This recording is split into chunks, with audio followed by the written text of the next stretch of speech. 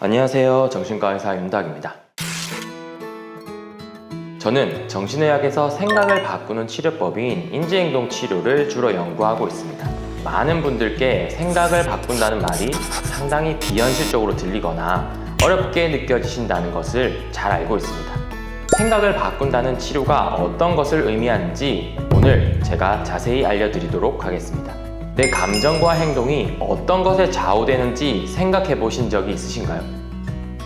아마 일반적으로는 사건이나 상황이 감정과 행동의 원인이라고 생각하실 것 같은데요.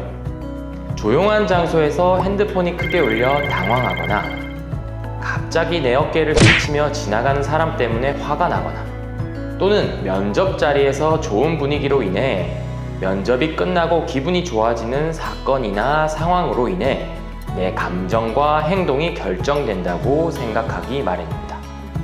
발표 불안으로 인해 저희 YD 퍼포먼스의 발표 자신감 수업을 찾아주시는 분들도 자신의 불안의 원인으로 나를 쳐다보는 청중들의 눈빛, 커다란 무대, 많은 청중들, 예측지 못한 질문 등 갖가지 사건이나 상황을 꼽곤 합니다.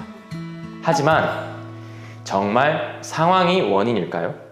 다시 앞에 이야기했던 사례로 돌아가 봅시다. 내 어깨를 밀치며 지나가던 사람 때문에 화가 났지만 알고 보면 아이가 차도로 가는 것을 막기 위해 서둘러 뛰어갔던 것이라는 사실을 알게 된다면 우리의 감정은 어떻게 바뀌었나요? 불이 진화되듯 화가 났던 감정이 줄어들진 않으셨나요? 이처럼 상황은 그대로인데 감정이 바뀐 이유는 우리의 생각이 바뀌었기 때문입니다. 따라서 우리의 감정과 행동을 결정하는 것은 우리의 생각입니다. 자, 그럼 생각이 우리의 감정과 행동을 어떻게 좌우하는지 자세히 살펴보도록 할 텐데요. 우리의 머릿속에는 자동적 사고라는 것이 있습니다. 이는 마음속에 계속되는 인지의 흐름이며 인지행동 치료의 아버지로 불리는 미국의 임상심리학자 아론백이 제안한 인지 모델의 주요 개념입니다. 즉, 하루에도 수십만 개씩 스쳐 지나가는 머릿속의 생각이 자동적 사고인 거죠. 자동적 사고는 개인의 경험, 가치관, 양육 방식 등에 따라 형성된 스키마라는 세상을 바라보는 틀에 의해 영향을 받기 때문에 사람마다 같은 상황을 보고서도 다른 해석을 하게 됩니다.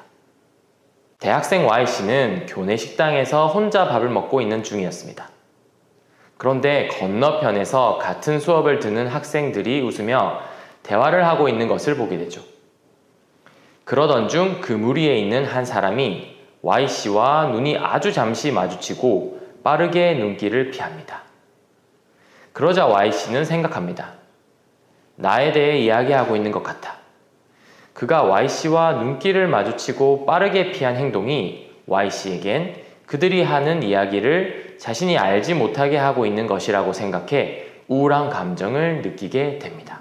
이처럼 대화하는 무리들 중 한 사람과 눈이 마주친 상황에서 바로 우울하다는 기분으로 가는 것이 아니라 나에 대해 이야기하고 있는 것 같아 라고 생각하는 자동적 사고를 거치게 되는 것입니다. 즉, 우리가 경험하는 사건이나 상황에서 자동적으로 생각이 떠오르고 그 생각에 따라 감정이나 행동 등의 반응이 나타나게 되는 것입니다. 어떤 사건을 경험했는지 보다 어떻게 해석하고 생각했는지가 중요하며 이 해석인 자동적 사고가 비합리적이고 왜곡될수록 부정적 감정이 발생하기에 쉬워집니다. 이러한 자동적 사고를 찾아내어 어떤 오류가 있는지 찾아보고 생각을 바꾸어 불안을 조절하는 방법이 바로 인지행동 치료입니다. 생각을 바꾼다는 것이 무조건적으로 긍정적으로 생각하거나 완전히 사고 자체를 바꾸는 것이 아니라 일부의 비합리적이고 왜곡된 생각을 조금만 교정하면 부정적인 감정을 조절할 수 있다는 개념입니다.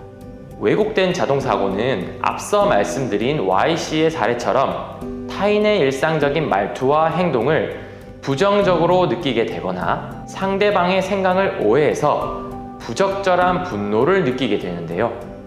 아는 사람이 인사하지 않고 지나쳤을 때 그냥 바쁜 일이 있나 보다 하고 그냥 넘기는 사람이 있고, 왜 나를 무시하지? 하고 화가 나는 사람이 있는 것처럼 말입니다. CBT라고 하는 인지행동치료법은 근거 기반의 치료로서 이미 많은 연구를 통해 과학적으로 입증된 치료법입니다. 자동적으로 떠오르는 사고에 오류가 있는지 점검하는 힘을 기르고, 생각을 바꾸는 방법을 알려주고, 비합리적이고 왜곡된 생각을 바꾸어 새로운 관점을 우리에게 제시합니다. 공황장애, 우울증, 강박증 등의 치료에도 효과적일 뿐 아니라 발표 불안, 시험 불안 등 평가받는 상황에서의 불안을 조절하게 도와줄 수도 있습니다. 인지행동 치료는 개인과 개인이 1대1로 진행하는 것이 효과적일 수도 있고요. 그룹으로 치료하는 것이 효과적인 경우가 있습니다.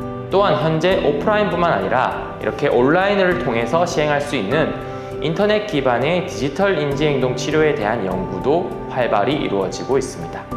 인지행동 치료는 방법만 제대로 배운다면 집에서도 기록지를 직접 작성해보며 혼자 연구해 볼 수 있고, 책을 통해 인지행동 치료를 공부해 볼 수도 있습니다. 인지행동 치료는 생각을 바꿈으로써 우리의 감정과 행동을 바꾸고, 더 나아가서 우리의 삶도 바꿀 수 있습니다. 인지행동 치료에 대해 더 알고 싶은 내용이 있다면 댓글로 질문을 적어주세요. 지금까지 정신과 의사 윤다학이었습니다.